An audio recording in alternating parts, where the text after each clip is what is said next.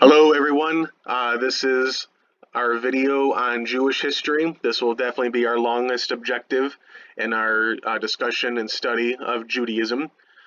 Judaism is one of the oldest religions in the world.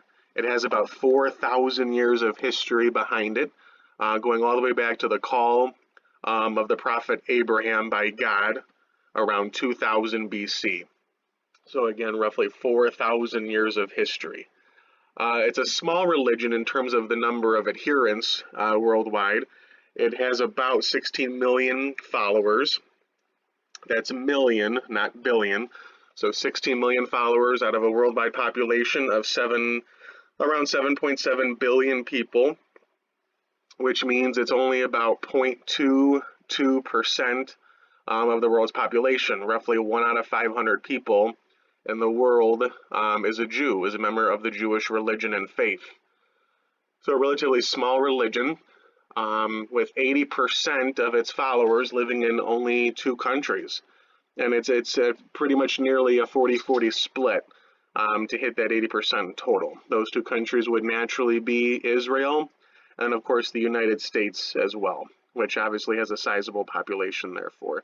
The remaining 20% are scattered worldwide, but mostly Europe, Russia, and then a little bit, about 2% in Argentina as well. It is a Western religion that claims physical and spiritual lineage back to the prophet Abraham. So thus it's an Abrahamic religion. It originated in the Middle East and Israel, so it's a Middle Eastern religion. And Christianity and to a certain extent Islam both trace their points of origin back to Judaism. So it's a major world religion as well. So again, it's a Western religion, a Middle Eastern religion, an Abrahamic, and a great world religion. Here's our timeline. We have, again, 4,000 years of history. We can take those 4,000 years and divide them into 2 great spans of time. The first great span of time, we'll call that biblical Judaism, and then the second we'll call that, let me make this bigger here for us, and then the second great span of time would be rabbinical. The first great span of time is roughly 2000 BCE to 70 AD, and so thus rabbinical would be 70 AD to the present. So AD 70 is the great dividing point in history, the 4,000 years of Jewish history between the biblical span and the present rabbinical span. In 70 AD, the Roman Empire destroys Jerusalem, and with the destruction of the city of Jerusalem, the temple itself, the building, the central sanctuary, the building where worship of God was done by all Jews together, the temple was located in Jerusalem. So when Jerusalem is destroyed, that temple itself is obliterated. It's called the Second Temple because there was a first one that was destroyed earlier by the Babylonians, and here the second one was destroyed by the Romans, and it also is the last. It's never been rebuilt, unfortunately. So thus that serves as a great dividing point in history to divide the 4,000 years of Jewish history into 2 eras, if you will. There's never been a rebuilding of that Second Temple since AD 70. So Jews haven't had one central, again, sanctuary to worship and adore, glorify God. Rather, they've been spread out with individual temples, smaller temples in their own isolated communities or cities or countries where they reside, known as synagogues today, led by a rabbi, and hence the term rabbinical Judaism itself. Let's begin just going age by age here. Again, our discussion of Jewish history starts with the call of Abraham. Abram has his name changed to Abraham by God, thus denoting and signifying a special relationship that he has with Abram. His name is changed to Abraham, which means patriarch. Patriarch means forefather, a fatherly figure, the progenitor, if you will, from which descendants flow.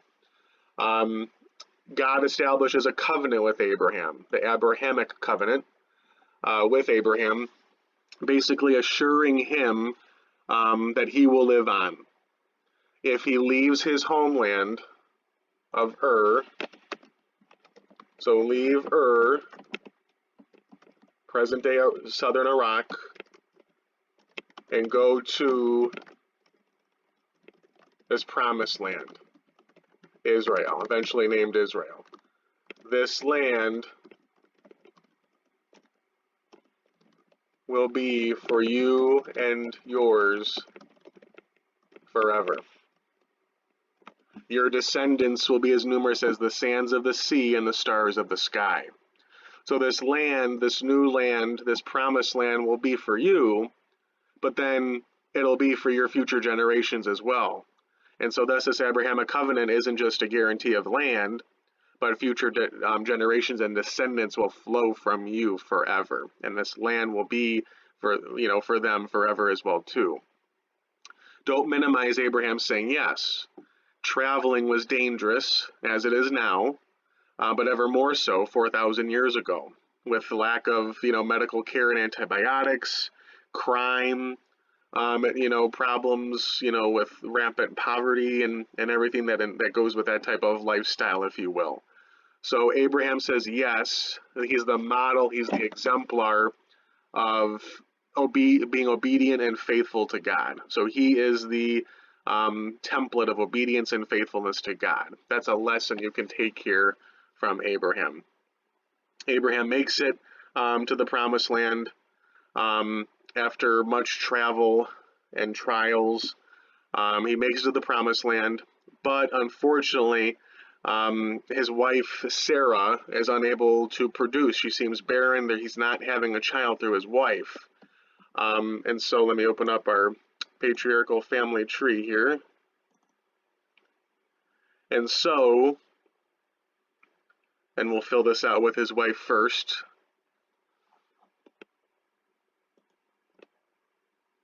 And so, Sarah is his wife. Sarah says, go to Hagar, my servant, and have a child through her. And they do, and they have Ishmael, God's praise, or God's gift. So Abraham does have a son. His oldest son is Ishmael. God reminds Abraham and Sarah, wait, this covenant, this Abrahamic covenant of the promised land and future descendants and generations that will be everlasting and perpetual, non-ending, unending, never-ending, will be through your own married relationship. You will have a child, Abraham. You will have a son through your own wife, Sarah. And they both kind of, see this as comical. They laugh. They actually laugh. And so eventually, they do have a son, and his name is Isaac, laughter in Hebrew. So they're commanded to name their son Laughter by God as a response and a retort to them laughing at God for fulfilling the covenant itself. All Jews, Christians, and Muslims trace their lineage back to Abraham. Muslims through the son Ishmael, the older son Ishmael born through Hagar. Jews and Christians through Isaac, the younger son of Abraham born through his wife Sarah. So in our discussion of the patriarchs here, we'll focus on Isaac, laughter, since we're talking about Judaism in this lecture.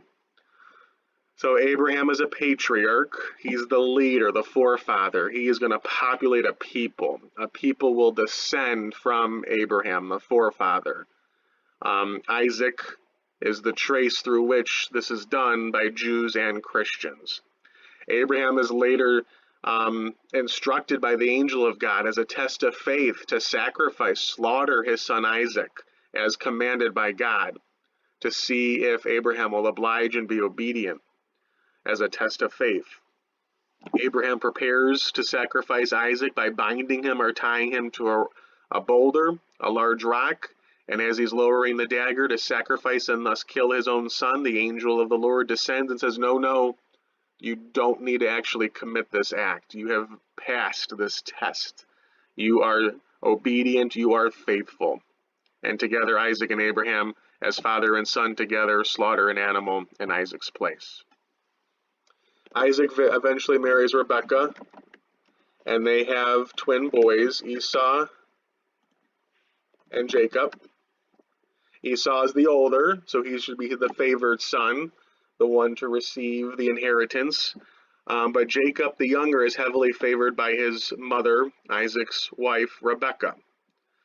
As Isaac is on his deathbed later on in the future, and he is ravaged by sickness and old age, decrepitude, and blindness, or near blindness, Rebekah sends Esau away to go hunt for food, to lead a grand feast to commemorate and celebrate the life of their father. And when he departs, she instructs the favored younger son Jacob to affix hair to his body, thus acting like Esau. And then he goes to Isaac and eventually receives Esau's birthright, since Isaac thinks he's bequeathing it to Esau, knowing that it's actually Jacob. Esau returns from the hunt, is apoplectic, is enraged, is mad to the highest degree, and says he's going to kill his own twin brother for stealing his own birthright. So Laban has to flee to his uncle Laban's house, and that's where he stays to let Esau calm. He falls in love with Laban's daughter, Rachel, who is very attractive. Laban says, you can have her, she will be your wife. Jacob has nothing to offer. So Laban says, work for me for 7 years at no payment to you, and that'll be how you fulfill what you owe me for taking Rachel.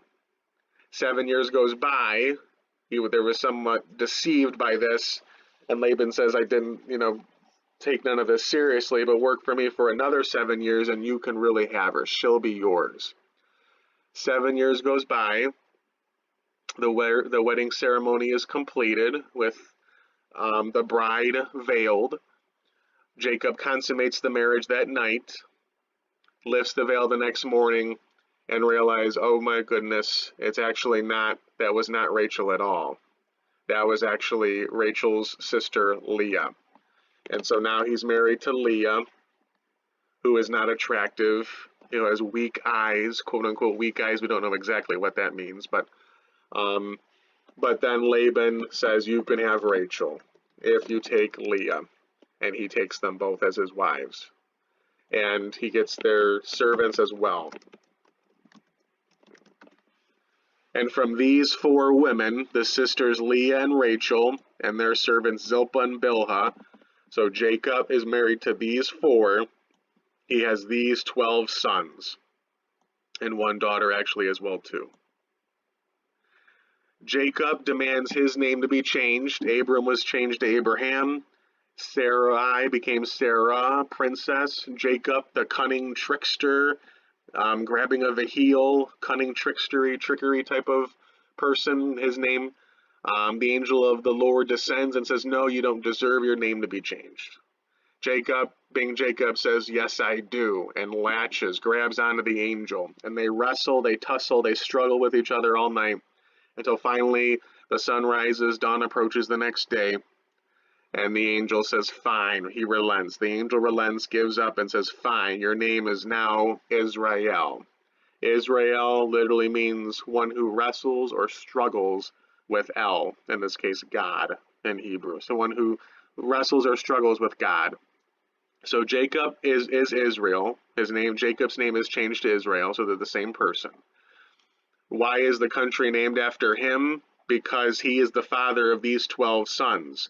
These 12 sons are each given a portion of the land, and they become the forefather, the leader of each of their own portions of the land. So there are these 12 states, or 12 tribes, if you will. These are the 12 sons of Jacob, who is Israel.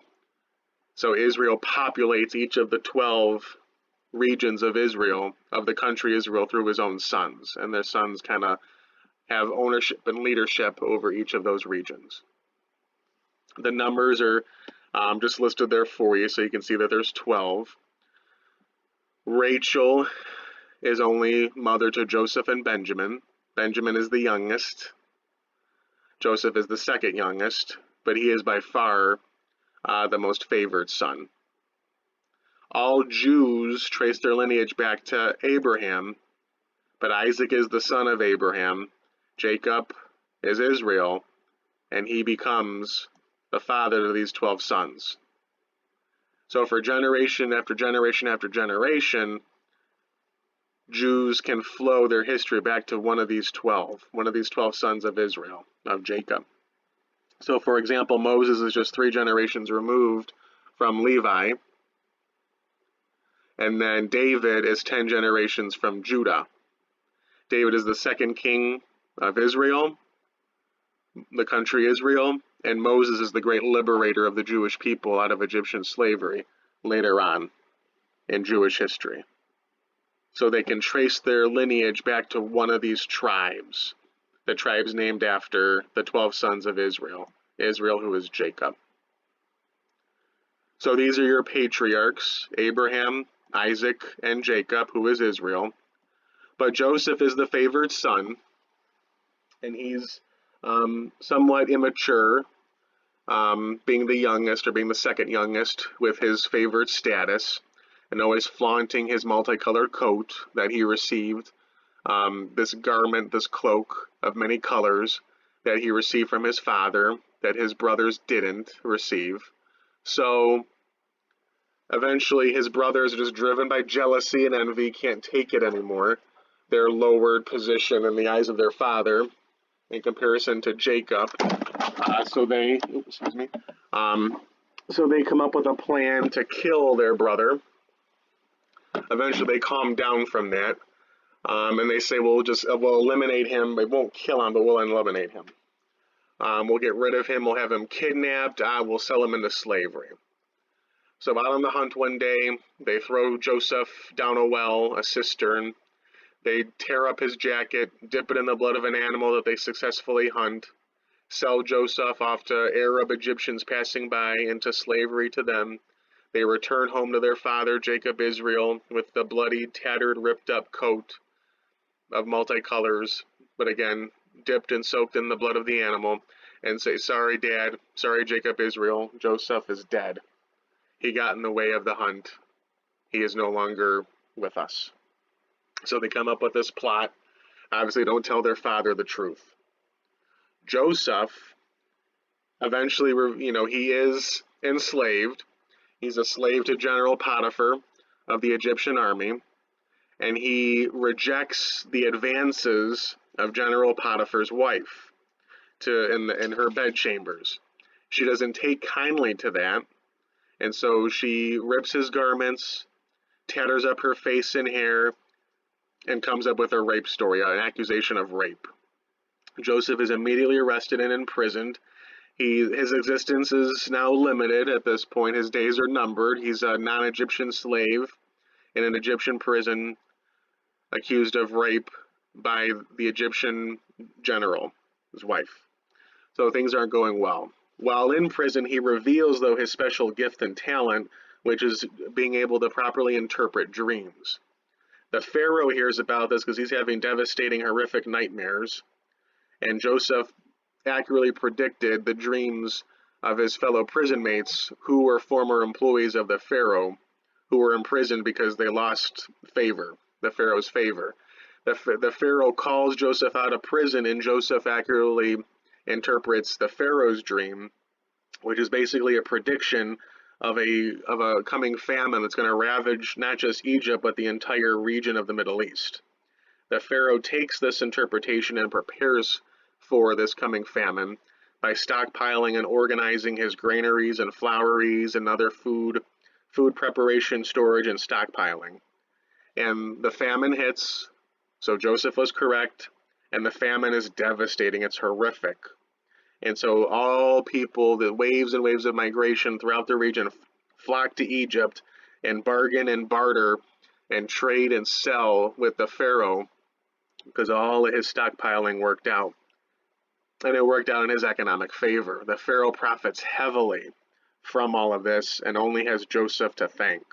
And so Joseph is basically promoted to the second in command of all of Egypt. And obviously he's not Egyptian, right? He's in this Hebrew Jewish heritage stemming from the line of Abraham. To complete this whole narrative arc and circle in the story, some of the brothers of Joseph, they're the ones among many others who come to Egypt to beg and barter and trade. Joseph recognizes them. The brothers certainly don't recognize Joseph. He no longer looks like a Hebrew slave. He looks the part of answering only to the Pharaoh, being second in command of all of Egypt. He has them arrested. And to simplify the story, he eventually forgives his brothers. He inquires about his father, who he hasn't seen in many years, and he's able to visit Jacob Israel before he dies. Eventually, Jacob Israel does die, and then the story is essentially completed in the book of Genesis here. And then Joseph eventually dies sometime thereafter, but there's not much storytelling involved in that. The story is completed.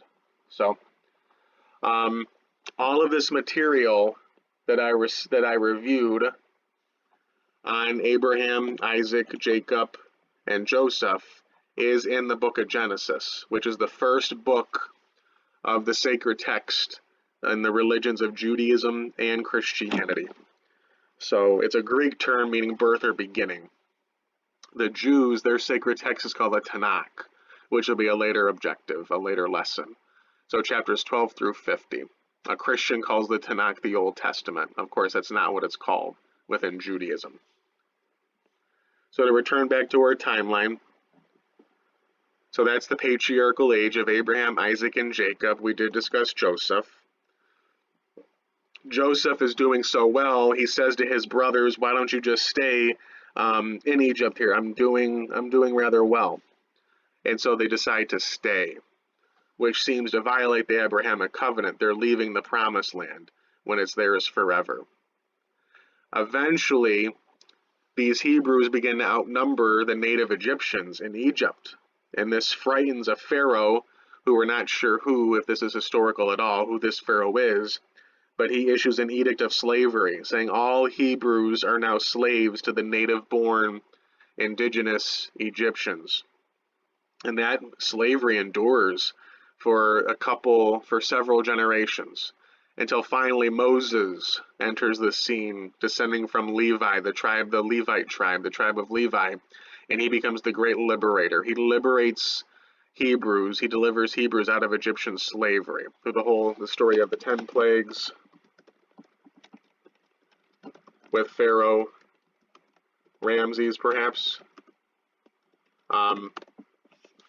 Ramses the second. There's 10 plagues. The 10th and final plague finally convinces the Pharaoh to deliver, to let them free, to get them out of Egypt. The 10th plague was the death of the firstborn male child of every household. Moses told the Hebrews to sprinkle the blood of the lamb over their doors, and so the angel of death would pass over. That would tell the angel of death to pass over their door. Of course, none of the Hebrews told any of the Egyptians to do that at all. And so many of the firstborn male children, including Ramses' own son, dies in this 10th and final plague. This saddens him, and they leave. So they're cast out of Egypt. They're told to depart immediately, and Moses leads them out of Egypt. They hit the Red Sea, but God, working through Moses, parts the Red Sea. They march through. The Egyptian army follows them because Ramses has changed his mind, but of the water swallow them all up. The Egyptian army drowns. This march back to the promised land out of Egypt should have taken roughly 2 to 3 months. 2 to 3 months. As you can see here, it takes 40 years. 40 years of wandering. They have to make a pit stop. They have to stop at Mount Sinai. They have to formally thank God for once again intervening into human history on their behalf as God's chosen people through this Abrahamic covenant. They want to thank God formally and openly, consciously, and publicly for entering into human history, ending Egyptian slavery, and bringing them back to the Promised Land. This is called the Mosaic Covenant. So Moses on Mount Sinai, he receives the 10 Commandments, the Decalogue.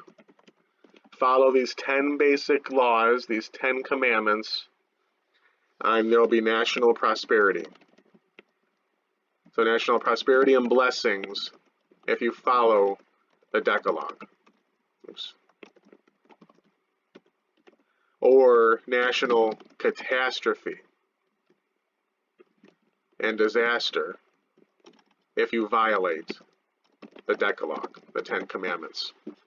Moses descends Mount Sinai after being atop for 40 days and 40 nights, and he sees the Jewish people already violating and breaking the 10 laws by worshiping the golden calf. They thought Moses abandoned them, was kidnapped, left, died, disappeared. He was gone for so long that they invented a new god. They melted all their gold, their scrap gold, melted it down, brought it all together and reshaped it into a calf for them to worship. Moses reflects what he sees and he physically breaks the commandments. They're breaking the commandments, he breaks the 2 tablets of stone. They beg for forgiveness. He climbs, he ascends Mount Sinai again. He receives, quote unquote, kind of like the second edition of the 10 Commandments. And they worship that instead. That's the Mosaic Covenant. Follow these 10 basic ethical laws, and I will protect you. God will be with you. There'll be national blessings and prosperity. Violate, break these 10 laws, and there will be disaster. So that's the Mosaic Covenant following the Abrahamic Covenant. Eventually, they march back into the Promised Land. After 40 years of wandering, they march back in. The older generation passes away, though, including Moses.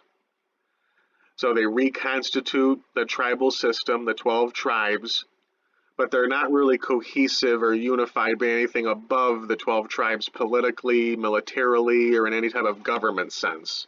So it's 12 tribes loosely defined and organized together by their common outlook, their common history, their common ethnicity and racial identity, their common language, of course, their common religion, theology, and theism, belief in God, and all that entails.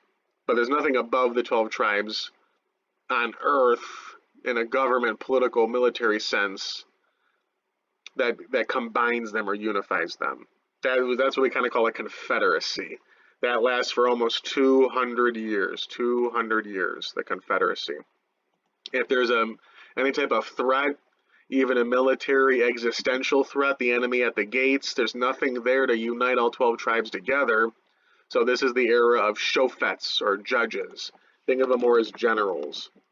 They spontaneously rise to the occasion to try and unify Israel, to come together and meet that military existential enemy threat head on.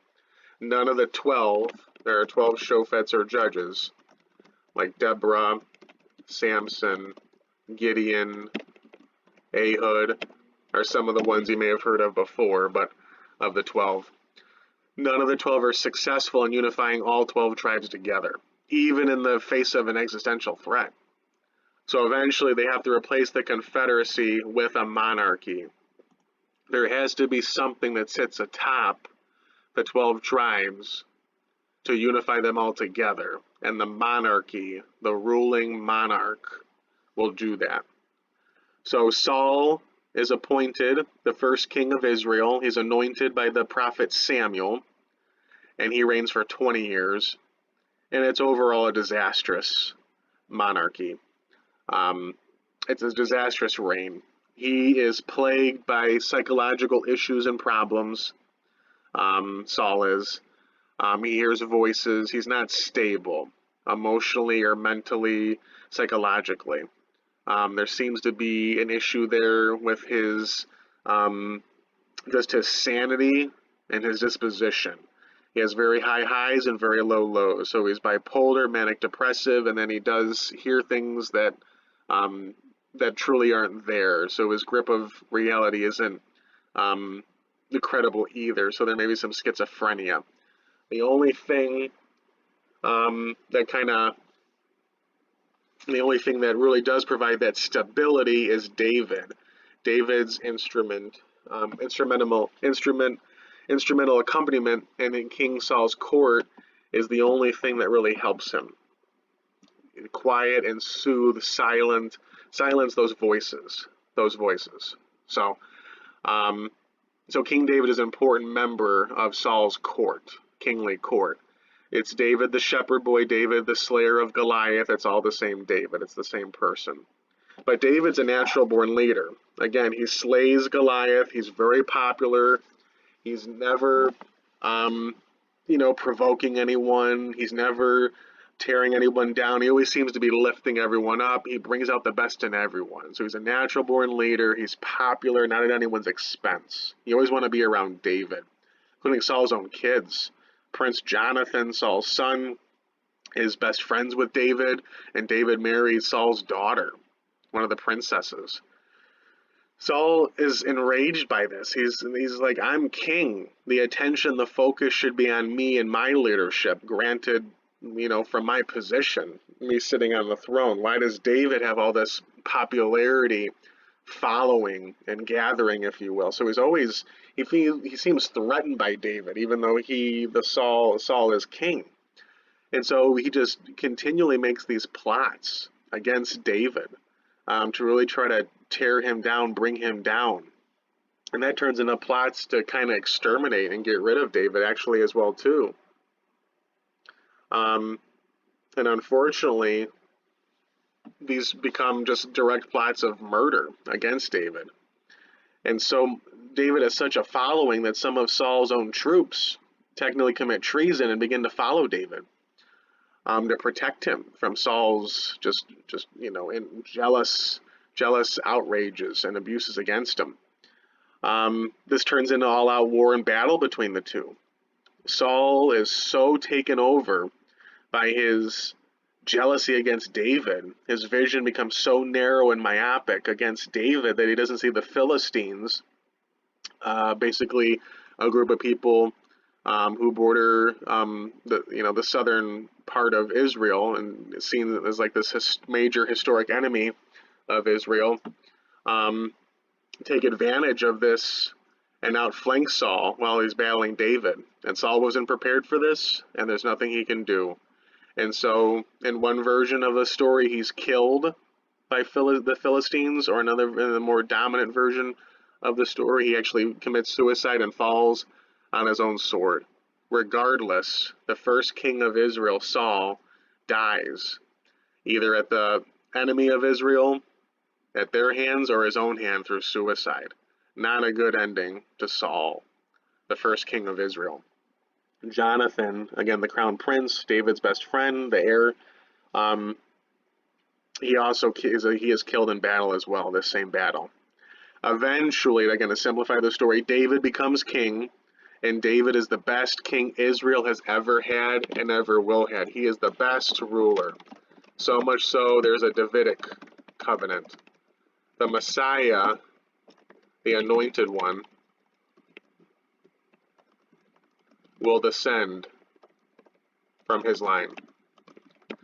The Messiah will descend from King David's line. The Messiah is this figure anointed and appointed by God to bring about a full reunification of all Jews in Israel, who will rebuild the temple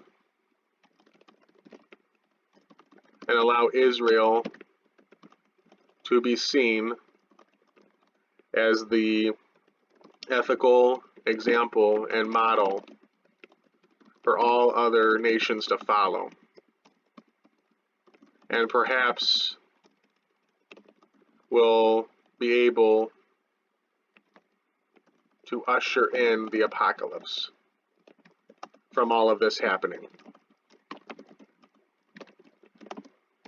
But this will be a human. The Messiah will be a human who will descend from King David's line at some point in the future, not divine whatsoever. So Jews reject Jesus being the Messiah, and thus Jews are still waiting of the Messiah.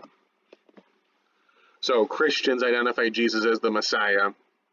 Jews reject that and thus are still waiting. Because Jesus didn't fulfill any of this from their perspective. He hasn't, restored Israel, hasn't rebuilt the temple, hasn't returned all Jews back to Israel, hasn't fortified Israel as the height, the city upon a hill, the shining light of ethical guidance whatsoever. So thus they are still waiting for the Messiah from their perspective. David's not perfect, though, even though he's the best king Israel has ever had and ever will have, and even though the Messiah will descend from his line. There is the story of him and Bathsheba, who he impregnates, even though she was married to Uriah, who is a soldier in his court. So David is impregnating his soldiers' wives, while his soldiers are off in battle, waging his wars as king. Not a good situation, to say the least. So Uriah is not around, even though his wife becomes pregnant. So to cover this up, David has to recall Uriah out of battle and give him a reprieve, a sabbatical, a vacation. Uriah declines, saying, I cannot be with my wife and engage in such practices because my fellow soldier brothers are off in battle. I must return immediately. David says, I, as your king, release you from this silly vow. Spend some time with your wife. Uriah again says no. Eventually, David kind of loosens him up with alcohol. But Uriah, not partaking in that in quite a while, becomes drunk and falls asleep outside the palace. David tries again the next day to the same effect, the same conclusion. So David basically writes a message to the General Joab, and has Uriah himself deliver it after he seals it up. Basically, it's his death sentence. The message says, put Uriah in the front line of the next battle. Seals it, gives it to Uriah, and instructs him to deliver it to the general. So David has Uriah deliver his own death sentence as well, and is now complicit in plotting murder against Uriah. So a horrible, horrible situation. Later, so David reigns for a full 40 years. Solomon becomes king, and he builds the first temple in Jerusalem, the capital city that David established himself. So Solomon builds the temple in the capital city of Jerusalem. This temple is a central sanctuary to honor and glorify, worship, and praise God. It's the church, if you will, of Judaism. So it's built in the capital city of Jerusalem.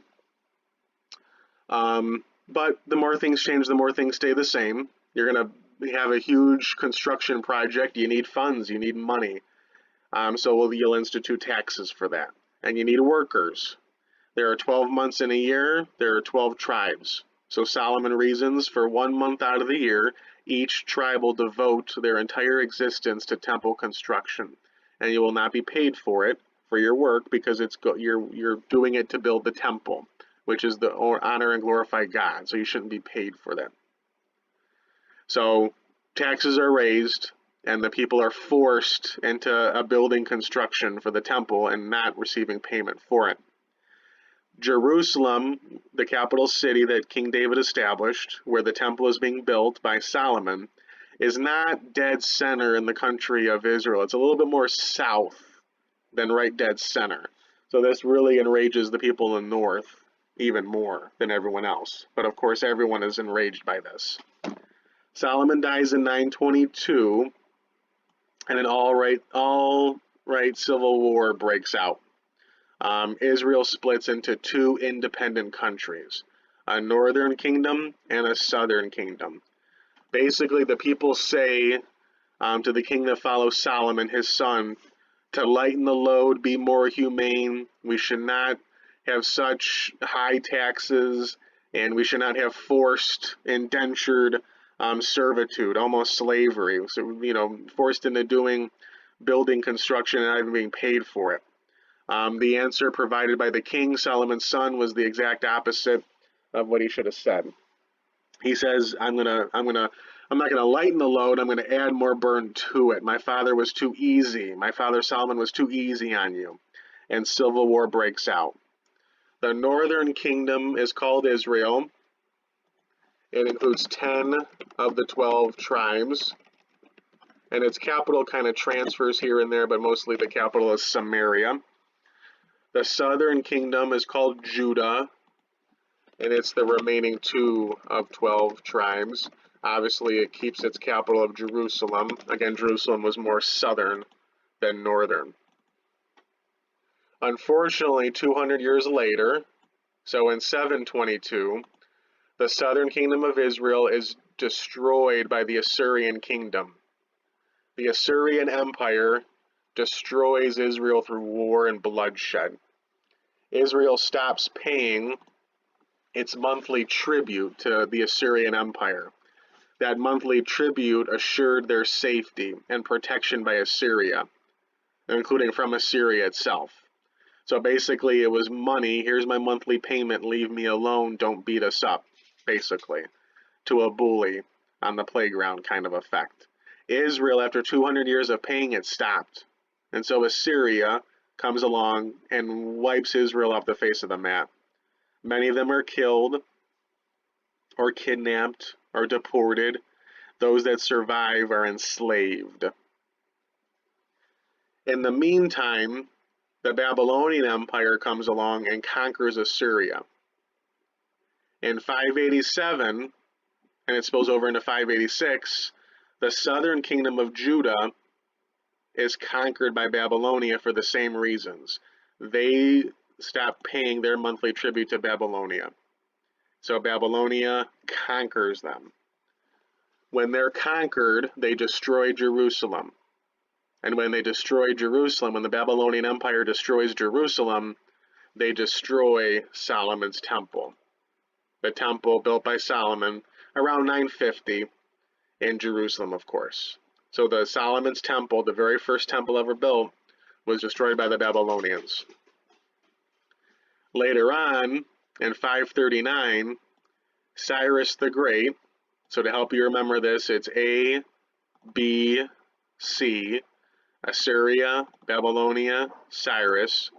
Cyrus the Great conquers the Babylonian Empire and establishes the Persian Empire, Persian dominance in the Middle East.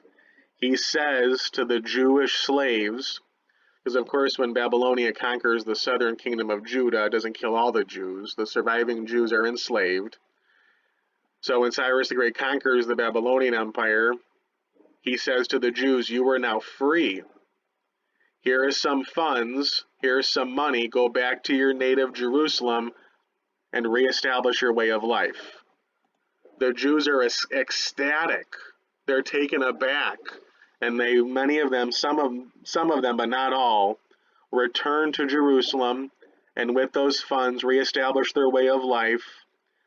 In doing so, they write down many of their teachings, and those become part of their sacred text, which will be a later objective known as the Tanakh, and they rebuild the temple. And so naturally, this is called the Second Temple.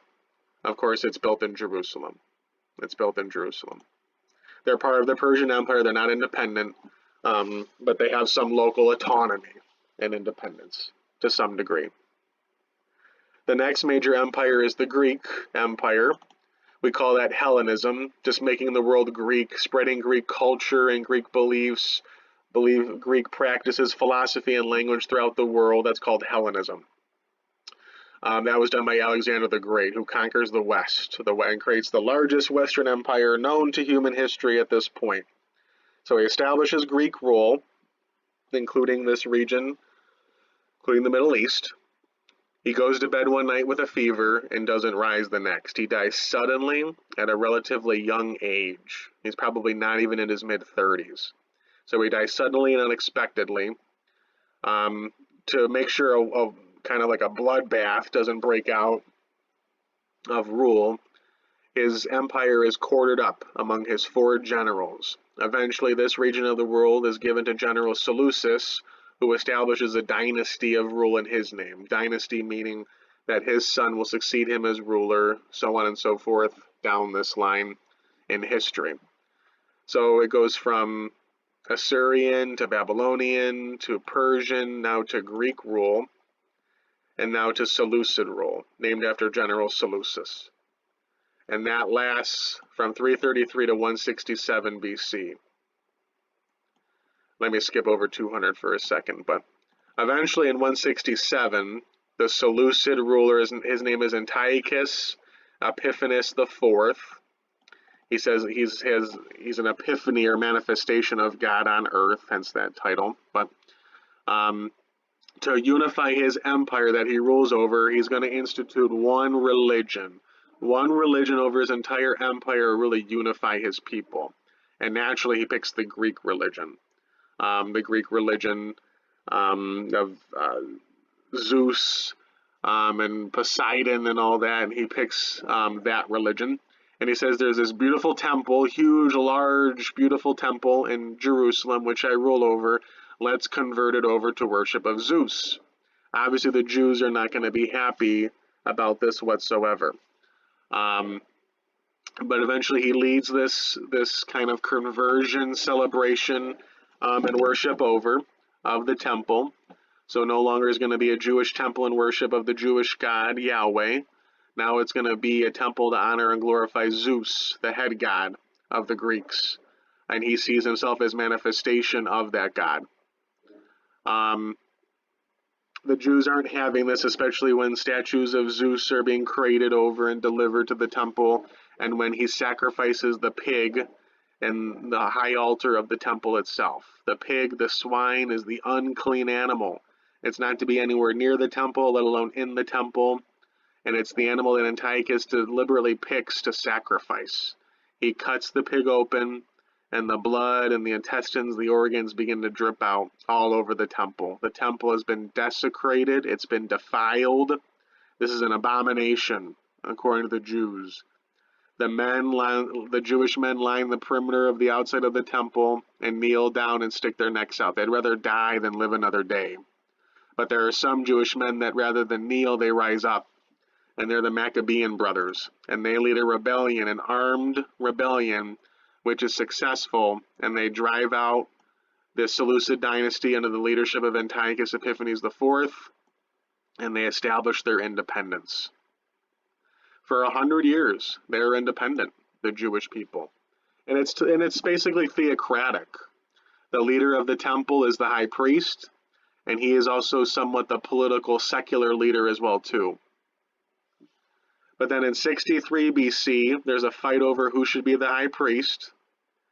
And both sides, the only thing they can agree on is turning to an outside source who will be objective and unbiased. It will be kind of like an arbiter, to decide who should be the high priest. So they turn to, in this case, this arbiter is General Pompey of the Roman Empire. And he says, welcome, basically my decision that I rendered is welcome to the Roman Empire. Here is your monthly tribute of payment that you must pay in taxes to the emperor of Rome, or we'll destroy you. So they become a part of the Roman Empire, which seems like a historical blunder, but it may actually be a blessing in disguise, since it was largely a bloodless takeover by the Roman Empire when they subsumed Jerusalem into their large empire itself. There was no way the Jews were going to escape the Roman Empire for much longer anyway. So it actually may be a good thing that this happened overall. And they're part of the Roman Empire until Rome falls in 475, 476 AD. So they're part of the Roman Empire for nearly 600 years. The Roman Empire lasts somewhat, quite a long time. Unfortunately, though, the Second Temple is destroyed. The Romans, under a group of people called the Zealots, those with zeal or zealousness, they seek to drive out the Roman Empire. They say we are the blessed chosen nation of God. We should not be under a foreign occupation led by a foreign, godless, polytheistic people of the Romans, with their gods and goddesses, worship of their emperor as God incarnate on earth. Our ancestors, the Maccabean brothers, drove out the Seleucid dynasty of Antiochus Epiphanes IV. We should drive out the Roman Empire just as they did. That's not going to be successful. The Roman Empire is much larger and much more brutal. And so that armed rebellion against the Roman Empire is disastrous. And Rome defeats that rebellion, destroys Jerusalem, and with it, that second temple is destroyed. And the Jews in 70 AD, and in the nearly 2,000 years that have passed, the Jews have never been able to rebuild the temple. And so that second temple has been the last, because there's never been a third temple. And so thus, there's no longer one central sanctuary for all Jews to come together and worship together. Rather, they've scattered, again, throughout Israel and the United States, Europe, Russia, and Argentina, and in limited numbers in other areas too, of course, such as Canada. But and now have much smaller individual localized temples or synagogues. And so now this is the great second era of time called rabbinical Judaism. Those temples, those synagogues are led by a rabbi meaning master or teacher in Hebrew. Synagogue meaning meeting place, point of assembly, assembly point, anything like that along those lines for your translation. Now obviously the second half here is much more simplified, but let me go back to this point here with 200 BC. This is when the sacred text of Judaism, the last books are written. Daniel may be the actual final book written around 200, because it kind of goes over this rebellion against Antiochus Epiphanes IV itself. But so the Tanakh is the sacred text of Judaism. Everything's finalized here with Daniel being the last book. 90 AD is when the Tanakh is canonized. It's when it's put together. It's actually decided which books are in, which books are we going to accept and include in our list, our canon, our acceptable list of texts and writings that are included. In this case, in Scripture, in our discussion here of Judaism. And it's been decided at 24 books. So 5 books of Torah, 8 books of Nevi'im, and 11 books of Ketuvim. Torah means law, Nevi'im means prophets, and Ketuvim means writings. So 24 books. And this is what Tanakh is. Basically, the T is Torah, the N is Nevi'im, and the K is Ketuvim. So that's what Tanakh is. It's an acronym. The T represents the first part of Torah, the N is the middle or second part of Nevi'im, and the K is the final third part of Ketuvim. If you want to make that acronym resemble a word, then you can insert vowels, A and A. But it's not really a word. It's simply an acronym, Tanakh. The Mishnah and the Talmud is basically later rabbinic writings, or writings written by rabbis, which are kind of like commentaries, explanations of the Torah. Because the Torah, which means law, are the 613 laws of God. 10 of them, the 10 Commandments, but plus, 603 others. Those laws. So 613 laws, it's awfully a lot of laws. So it's not just ethical or moral laws that help shape your relationship with God and with others, the world around you, and other people.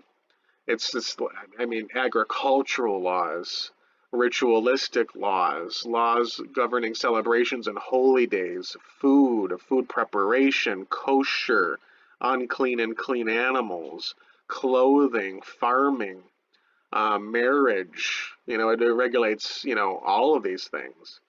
So how do you apply these laws in your life today? when time continues to go by and go by and go by.